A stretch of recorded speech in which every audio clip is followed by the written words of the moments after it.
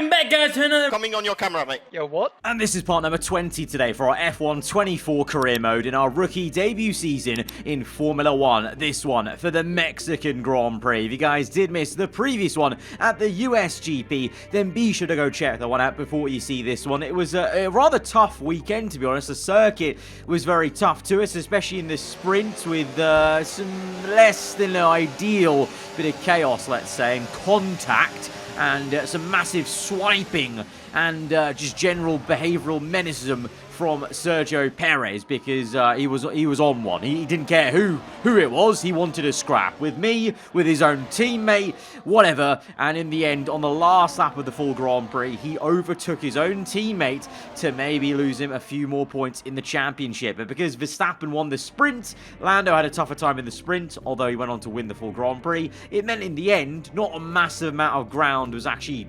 brought closer to Lando in that chase for the championship.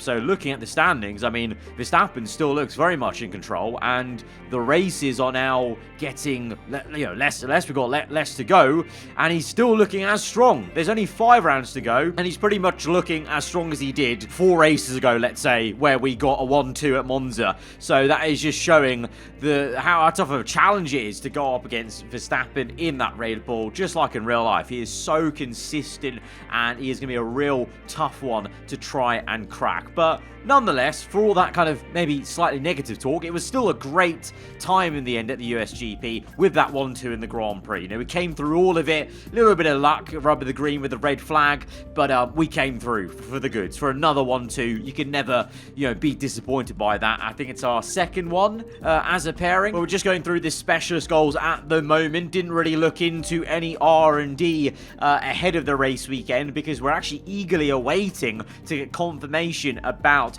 the R&D regulation change, and that is going to come in for this race weekend. So we're holding fire on any purchases for R&D. We've got just over 1,000 R&D points, and there we are. Confirmation, the aerodynamics is indeed getting reset. So the aero is all under threat. To be fair, I maybe misremembered how expensive these upgrades were going to be, because a lot of these upgrades are, less than 100, some of the upgrades, but most of them are just, in the ballpark of 100 to 200. So I thought we were going to be spending a lot more. So to be honest, with 1,000 R&D points saved up since we got that email, probably a very good thing we decided to hold off on upgrades since we got that initial email, because we've got quite a fair few points to spend on adapting near enough most of the upgrades that we've already purchased. I think by the time I decided which one to finally buy, we've only got 2 aero upgrades still left to adapt, and I'm kind of hoping that Lando could spend some of his R&D points on them and help us out adapting them, because we do actually need to move our focus back on upgrades for this season. Not in the aero department, because that would be silly, but upgrades on the engine, the chassis side of things that won't get reset and will carry over, because we are losing ground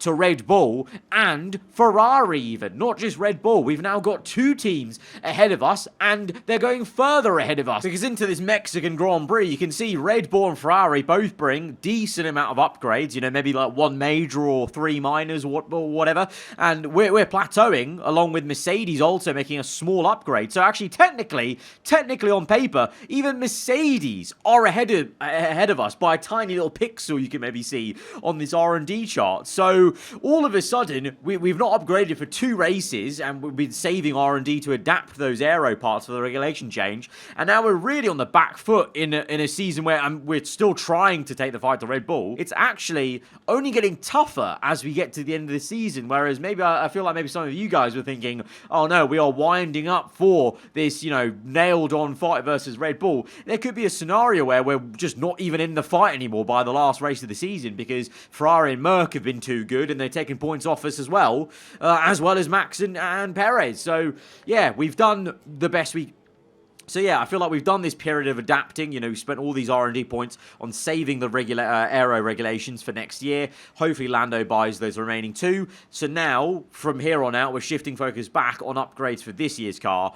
that will carry over into next season, but to really give us a fight in this immediate race. The only silver lining, I guess, and good thing is, though, even though we were already behind Ferrari and Red Bull in the R&D chart last episode, we still came out with a 1-2. So clearly there is actually some raw on race day pace there that's not being shown in the R&D chart, which is always why I say it's not gospel, but it's just a good indication of what teams are doing. So with that in mind, let's go in to the race weekend and hope again we can pull something out the bag despite us being technically 4th on the R&D chart. What an atmosphere we've got. The fans have been here since dawn, and the stadium, the Faro Sol, is absolutely heaving. We're about to get set to set the grid for tomorrow's Grand Prix. It's qualifying day here in Mexico City. Mexico is a very odd circuit because although it is all about that straight line speed on the main straight, because the elevation is so high, the air is so thin, so you actually technically run the same sort of aero you would at some higher downforce circuits just to get the same kind of performance from all those wings, winglets, etc. But and that's also a compromise you have to do on the setup then as well, of figuring out how much aero to run versus getting that straight line speed. But at the moment, we're finding that balance. P1 in Q1, but did you see that? Did you see Russell 0.061 off us? Merc are up there. Ferrari are going to be up there. Red Bull will obviously be up there with Verstappen, and we make a slight error on our first flying lap in Q2, and that is going to only see us down in P8. Lando only P9. My God, please don't tell me this is the performance of the car properly in Mexico, to make the same sort of error into the final corner. The tyres just not giving us the grip by the end of the lap. They're getting a bit too hot, and we've only gone P6, to be fair. We only gained 0.051, and that brought us up from P8 to P6. Thankfully, myself and Lando do make it in, but that was not a good Q2. We're definitely on the back foot. It's a Red Bull 1-2 in that second part of qualifying. Ferrari mixed in with Hamilton up there in the Mercedes. Russell's into the top 10 shootout as well. So let's see now when it really matters. Will Mercedes deliver?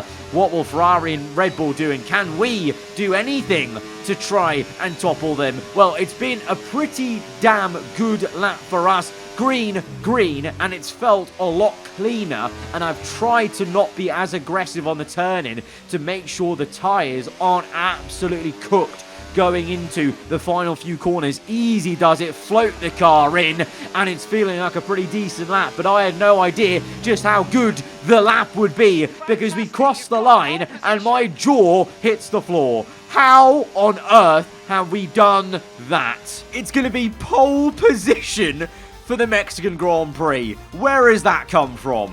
Where has that come from? The first two sessions were horrendous, and then we found all the time in the world in the last session. The same for Lando. He's up in P4. We've gone from a disaster class of P8 and 9 at one point in Q2 to 1 and 4. We will take that. We take those, because I was really thinking it was going to be like P6, 7 at the maximum. Verstappen, though, up there on the front row, which means we have to do a solid for Lando to maybe defend him, and he's only just one row behind, so hopefully he gets a good getaway. But Hamilton's up there for Merc, Ferrari there. It's going to be a tough race. I think we're genuinely going to have 4 different teams in the fight for all the top spots here, so this is going to be very exciting, especially with the slipstreaming down the main straight. Let's go to the grid. Pole position for the Mexican Grand Prix.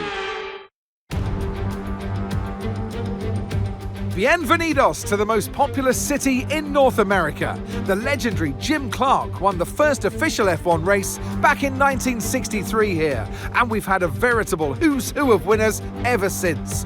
It's Mexico City, and therefore the Mexico City Grand Prix. We're a long way above sea level here in Mexico today, which could pose some cooling issues for the cars as they make their way around this 2.6-mile lap. 17 corners with top speeds in excess of 220 miles per hour, and watch out for potential overtaking into turns 1 and 4. Off the back of a fantastic qualifying session, it's time to see how our starting grid looks like for today's race. In pole position then, it's McLaren, edging out Lando Norris, who'll start from P2. As we continue through the rest of the grid today, we have Leclerc, Perez, Russell, Sainz, Fernando Alonso, Stroll, Gasly, Ocon, Verstappen, Hamilton, Hulkenberg, Magnussen, Joe, Albon, Sargent, Ricciardo, Bottas and Yuki Tsunoda. And with lights out just moments away, it's time to go down to the track. And alongside me today, a man who I'm always pleased to see join me in the commentary box, Anthony Davidson. Now, sadly, things didn't work out for them last time. It was a bad race. Question is, though, can they recover today? Yes, they can, Crofty. You've got to put it behind you. Whatever happened last time, I was always told as a driver, park it, forget about it. Obviously, feel the pain when it happens, but then you can't dwell on it and carry that through to the next race. So put it behind you and just crack on with this race coming your way now. I don't know who they're actually talking about in that little grid sequence commentary post the starting grid. Maybe it's Verstappen, because if you are watching that grid sequence, things have just gotten a lot more interesting, maybe. It's a 1-2 front row for McLaren now all of a sudden, because Verstappen and Hamilton both had engine penalties. Obviously a great race to take penalties at, to be honest, with the slipstreaming, this long main straight, but you'll never say no to a front row lockout, even if it is gifted. So Lando's alongside us in P2 then. We line up on the pole position that we earned, and we get ready to go to the Mexican Grand Prix. Slightly overcast, but I don't believe any rain is scheduled to fall later on today. So we go to 5 little red lights to get us on the way. Lights out, and we're off for the Mexican Grand Prix. 36 laps ahead of us, and Lando's had a shocking start. No! Oh, all the advantage gained with the Verstappen penalty has been eroded. You're joking me. Into turn 1, 4 abreast behind us. We just get ahead of Leclerc at turn 1, and we've done well. It's a long run to turn 1, so we've done very well to actually maintain first place. Ahead of Leclerc then, Russell third, Perez, Sainz, Lando's not even in the top 5 on the timing ladder. That is unbelievable. Wow, that's shocking. That's so shocking to not make the most of that front row. Like, it's just one of those things. We have to now get on with the job at hand. And the job at hand is fighting Leclerc. Once again, we are going to have a lovely little treat of going side by side with the man from Monaco. It's always been a very respectful battle. This is now maybe the 3rd time we've had a bit of these side-by-side scraps here that go on for more than a sector, it seems, as we are going and going still. And the tyres are literally sidewall to sidewall as we ease it in through the double right-handed. The Ferrari just gets the traction though. He gets ahead and he's up into first place, but I know we can make the overtake, the repass on the main straight. But to be honest, also at the final corner, I need to worry about Russell behind me. Leclerc set to purple. Fast lap of the Grand Prix so far just gone. Hamilton now, so we're all trading fastest laps then. And look at Russell, he's right up my gearbox, but he's choosing not to overtake us.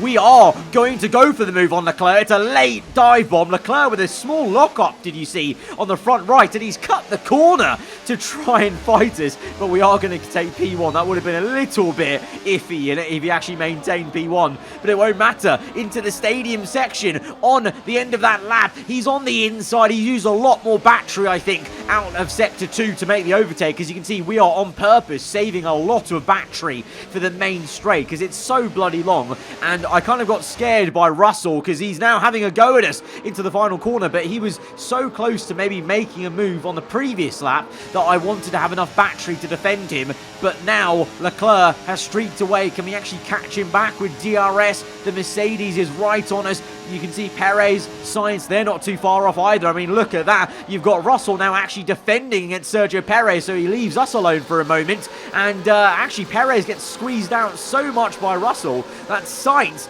might just overtake him for P5. He will. Meanwhile, Lando from 2nd place, floundering in P7 in the traffic as we go for the repass on Leclerc. Maybe he's going to slam the door shut, though. Good defense from the Ferrari, to be fair to him, and he remains in 1st place. But we just got to keep the faith that we are going to get the opportunity to re-overtake, and we do. Lap 5, we've set a purple lap time now, and we're gaining. DRS open. Leclerc kind of stays in the middle and lets me do all the hard work of deciding where to go.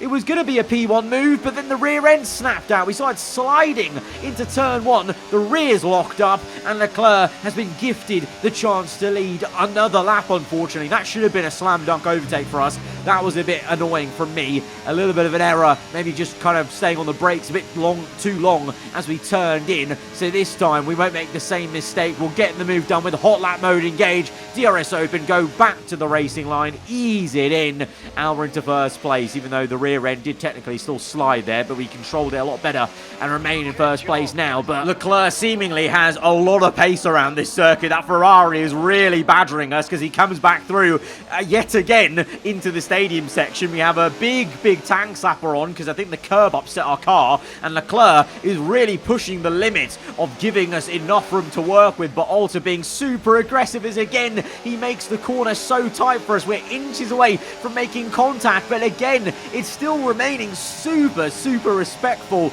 with Leclerc the entire time. We're now having a go at him. It's so close. We're wheel to wheel. Sainz there has come out of nowhere though. The Spaniard is through into P1 on the inside. Russell and Perez moving out behind us into turn 1. Oh, 5 going into 1 was never going to work, and Russell has been spun round, and we're down to P4. We went from P1, or fighting for P1, down to P4. I checked for vehicle condition. Thankfully, there is no damage, but that was a bit of a mess into T1, and this is why. 5 cars into 1 turn was never going to work. Sainz on the inside. He's going to cut the corner. I'm going to lock my rears. Russell will be far too audacious on the inside, and then Leclerc and Perez are actually the real culprits because they're going around the outside, and both of them didn't want to give Russell, me, or Sainz any room to work with. Perez is actually pulled off a quadruple overtake here. He's gone round the outside of everyone. He's fought Sainz off on the exit, and Checo's actually made a 4-car overtake in his home Grand Prix. Obviously, I haven't really mentioned that, but it's his home race, of course. So the home fans are going to be going crazy for that, mental for that. Meanwhile, Russell tried to be aggressive on us. To be fair, you know, us locking the rear was unfortunate for him because it pinched him in even more. But, yeah, Leclerc and Perez were so aggressive there. And basically it was always going to end badly for me, Russell and Sainz, but it ended especially bad for Russell.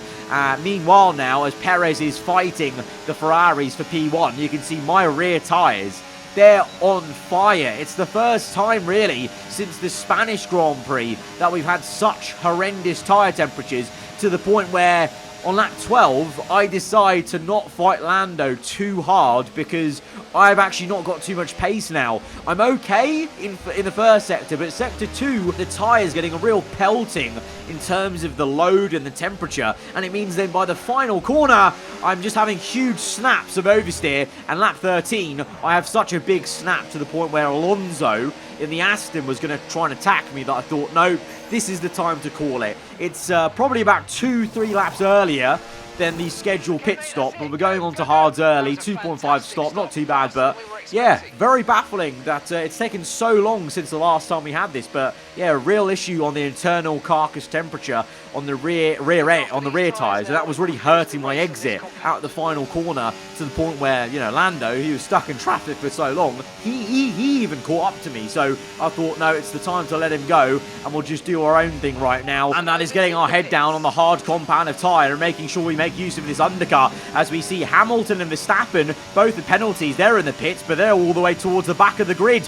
But we have just jumped Leclerc. We're ahead of Leclerc. Look at the top left. Look at the mini-map. You would have seen a red dot that we passed. That was the Ferrari, and the Ferrari was well ahead of us, fighting for P1 with Perez, remember. So this is very good, and look at the right-hand side. Sainz, Perez, and Lando all together. We've jumped a lot of them. We've done a 4-car undercut, and we're up into first place of this Grand Prix once again, 1.5 seconds ahead of Sainz. That sounds pretty good, but the thing is, the Ferraris are actually faster than us at the moment, and Sainz catches us. Leclerc's just set a fast lap of the Grand Prix, but it's the other Ferrari that's now within 1 second pretty much immediately on lap 19. So the fight's not over yet, but at least we have track position. But here in Mexico, that may not matter because we go on to lap 21. Sainz has out-tractioned us at the final corner. We're trying to be in a drag race with the Spaniard. Perez is boxed in. Leclerc's going through on the left. Lando will try it through on the left-hand side. So Leclerc and Lando go through. Ooh, inches away from maybe even spinning Lando there into turn one. We have to be very careful. And that was another kind of deja vu sort of situation, because I didn't want to have it again where there was 5 cars going into one corner. So I backed off a lot more than I did on the previous attempt. And thankfully we did, because now it means that we live to fight another day. We're 3rd place. We're still gaining DRS on the top 2 cars. But Lando, more importantly, might even go for P1. And even though we're not in 1st place, I'm still pretty happy about this, because it means Lando can capitalise on Verstappen being well out the points at the moment. He can't quite make the move on Leclerc just yet. He remains in 2nd. He pulls out for the overtake again. Leclerc defensive on the inside. Lando will have to stick his nose in, but over the curb, the Ferrari's going to get the better exit. Little bit of battery saving from the Ferrari into that right-hander, but he's actually managed to stay in P1. But can we go again on the main straight? Lap 23, Lando gearing up for another attempted pass with DRS open. Meanwhile, we're moving about a little bit behind him, trying to break the toe from Sainz to stop him overtaking us. But Lando has got the move. It's a checkerboard. McLaren, Ferrari. At the moment, I'm struggling for pace and, more importantly, having enough battery to defend, because look at this, onto a new lap. I've got nothing. I've got absolutely nothing. I'm a sitting duck, hot lap mode, hardly doing anything there for us. So I just think, let's go none. Let's just save ERS. Yes, Perez gets us because we go none. But I'm playing the long game here. If we can save enough battery, we can hopefully re-overtake both of them. But at the moment, it feels pretty painful. We're down to P5. Even Lando's been re-overtaken. He's down to P2. So I think it's a McLaren problem. We're struggling with keeping enough battery there on the main straight. You know, we were down to single figures. So now we've actually been tasked to save more battery. Oh, Lando's going up in smokes. No! No! It's the worst thing that could have happened. Pause for 4 seconds. Go to P0. I'm so sorry. Oh my god. Even when Verstappen is fully out the points because of an engine penalty, Lando is not capitalising on it. Everything's going his way, man. Everything is going his way. Unbelievable. Crazy. Well, we're the only McLaren left in this race, and to be honest, I'm not going to lie, seeing Lando's engine blow up, knowing that he could have got a win, a full 25 points on Verstappen, scoring 0 right now, it made me angry. It made me really angry at just the bad luck we've just got there as a team, basically, and the red mist descended, and I was determined to push past Sainz, to close up to Sergio Perez, because I thought, look, okay, Lando's not going to get the win. He's out of the race. And yes, it was looking a bit bleak for me, but I think we've got some fight in this car. We've got pace on these tyres. I just need to bloody clear Perez and Sainz. And thankfully, lap 26, with 10 laps to go, the way I overtook Perez with Sainz very close to us means that I've broken 1 second to Perez here immediately. And it means he won't catch me now with DRS, and I can focus on chasing after Leclerc. On that very lap, we pull out an absolute stonker of a second sector. The last sector, we've set the new fastest lap of the Grand Prix in clean air. When I'm not having to defend people with battery behind me, I am quite quick on these hards on this circuit. So we just dig deep now. We make use of this situation where we've not got people attacking us, and we can actually manage our battery, and we manage it in a way where we can close off on Leclerc and try and maybe take this victory that was taken so cruelly from our teammate on the outside, drifting through. Apologies for the frame rate. I don't know what has all gone on there, but even with the low frame rate, we managed to overtake Leclerc and get up into P1. Of course, though, of course, just like in Sector 1, he comes back at us into the stadium section, but you can see there very clearly, I actually let him by on purpose because I wanted the DRS off him, because I thought, okay, if you're going to attack us, I've learnt my lesson now from the first stint. I'll just let you by because I want the DRS to re-overtake you. It is very much a cat and mouse game, and you're playing Formula 1 chess on the biggest stage here in Mexico as we overtake Leclerc like we did with Perez. Sainz has followed us through with slipstream, and like with Perez, Sainz fights the car we've just overtaken so much that we have broken 1 second immediately. Sainz maybe doesn't know it, but he's become my new best friend in this race. He not only broke DRS for us with Perez, he's now broken DRS with his own teammate for us, and that gives me complete calmness till the end of the race. On the last lap, we have not been bothered whatsoever, because as soon as you break DRS, you can actually control the race from there. Very much sounding like the Vettel V8 era when Vettel was driving for Red Bull. I remember very vividly, we all used to talk about that, of him breaking the DRS and he's unstoppable then, but once you've got the DRS, he's maybe vulnerable. It's the same thing here with versus the AI. You're vulnerable when they're in your DRS. When you're not, you can actually just pull away from them quite well, because they're too busy fighting each other, and at the moment they're too busy training each other as well. And you saw, to be fair, on the last lap there, a lot of fighting going on. Verstappen actually fighting his way for 1 championship point. Sainz and Leclerc were fighting so much for the podium spots. It'll be the Spaniard ahead of Leclerc, but it's going to be us coming through this stadium section as the fireworks go off. It's a victory that should have been maybe Lando Norris is our teammate, but we're going to take it instead. It's been a class bit of form for us lately. Since that DNF and engine failure from the lead of the race in Baku, we've been P1, P2, P1 again. It's the win at the Mexican Grand Prix, but I can't believe it. After all of that, the engine penalty, everything, Verstappen will actually gain 1 championship point on Lando. Oh, the man is relentless. The man is relentless. But I'm happy for us, at least. That's a great win. It's victory in Mexico then. And what a victory it is after an incredible Grand Prix. A great display of dominance today, Crofty, by this driver. They led from lights out to the flag at the end, led every lap of the race. Brilliant stuff by them, and excited to see what more they can do in future races. Our winning drivers are on their way to the podium right now. It's been a fantastic race for McLaren, that's for sure. And no doubt, they'll be celebrating tonight. It's a great day for us. Unfortunately, it's just another lost opportunity.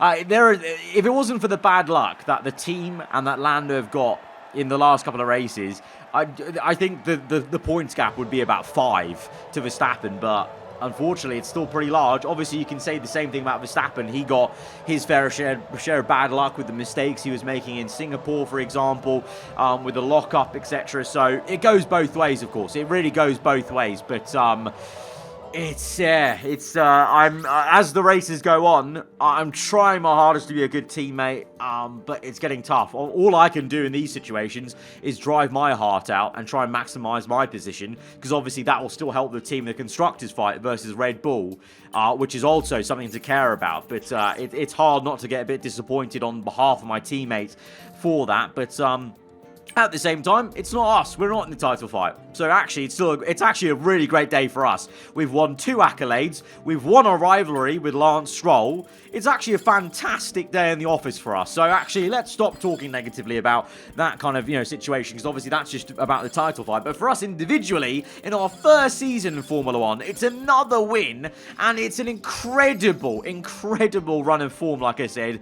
2 wins in 3 races. Not been off the podium since that DNF from Baku, and we're up to 82 overall. We have very much matched what Piastri did as a rookie in terms of the F1 game, in terms of his overall rating going from 75 to 82. We've done that. We've matched that, but we've gone one better because we've got these race wins in the season. Incredible stuff. And look at this. Recognition up to 42%. We could well be at 50%, 50-50 by season 2, when hopefully we could go for the Drivers' Championship. So can't complain personally from my side of things. It's been a great episode for us. Guys, if you have enjoyed it, hit the like button. Let me know what you thought in the comments below. If you're around here, then do get subscribed for weekly Formula 1 content. I'll see you guys next time. Goodbye.